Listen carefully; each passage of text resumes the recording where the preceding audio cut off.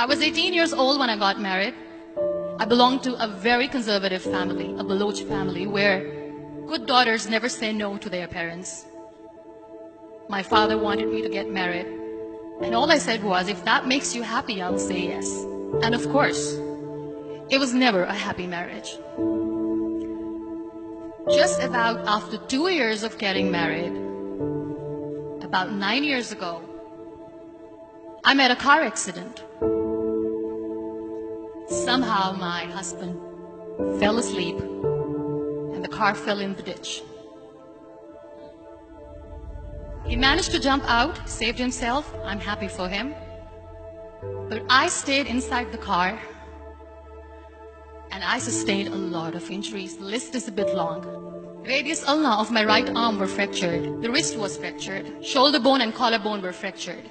My whole rib cage got fractured. But that injury that changed me and my life completely was the spine injury. Many people came to rescue. They gave me CPR. They dragged me out of the car. And while they were dragging me out, I got the complete transection of my spinal cord. Those 2.5 months in the hospital were dreadful. I was at the verge of despair. One day, doctor came to me and he said, well, I heard that you wanted to be an artist, but you ended up being a housewife. I have a bad news for you. You won't be able to paint again. Next day, doctor came to me and said, your spine injury is so bad, you won't be able to walk again. I took a deep breath and I said, it's all right.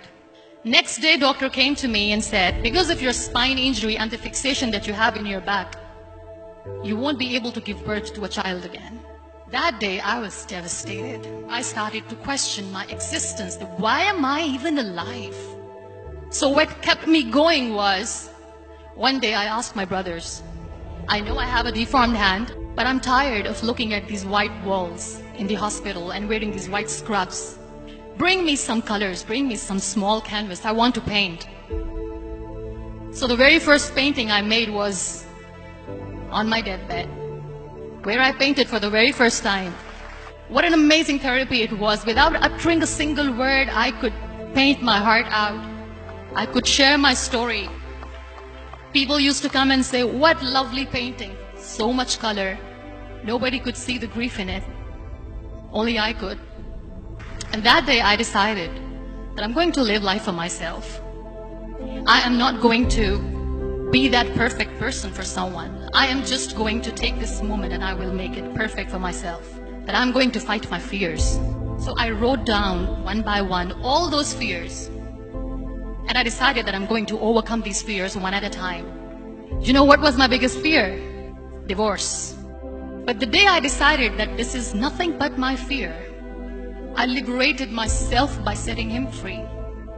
And I made myself emotionally so strong that the day I got the news that he's getting married, I sent him a text that I'm so happy for you and I wish you all the best. And he knows that I pray for him today. Number 2 was, I won't be able to be a mother again. And that was quite devastating for me. But then I realized there are so many children in the world, all they want is acceptance. So there is no point of crying, just go and adopt one. And that's what I did.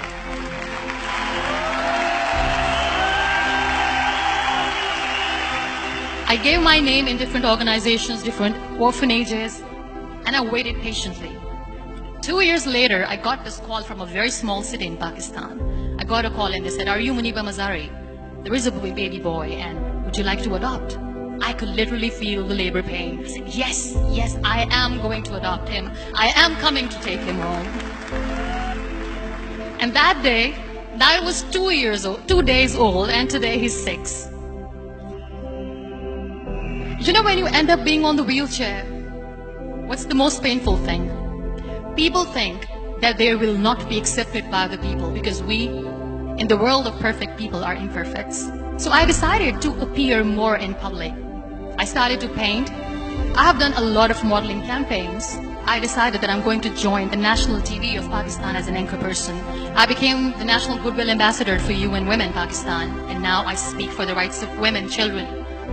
I was featured in BBC 100 Women for 2015. I'm one of the Forbes 30 under 30 for 2016. So when you accept yourself the way you are, the world recognizes you. It all starts from within. We have this amazing fantasy about life. This is how things should work. This is my plan. It should go as per my plan. If that doesn't happen, we give up. I never wanted to be on the wheelchair. Never thought of being on the wheelchair. This life is a test and a trial, and tests are never supposed to be easy. So when you are expecting ease from life, and life gives you lemons, then you make the lemonade, and then do not blame life for that. It is okay to be scared. It is okay to cry. Everything is okay, but giving up should not be an option. They always say that failure is not an option. Failure should be an option, because when you fail, you get up, and then you fail, and then you get up, and that keeps you going. Embrace each and every breath that you are taking. Celebrate your life. Live it. Don't die before your death. Real happiness lies in gratitude. So be grateful, be alive, and live every moment.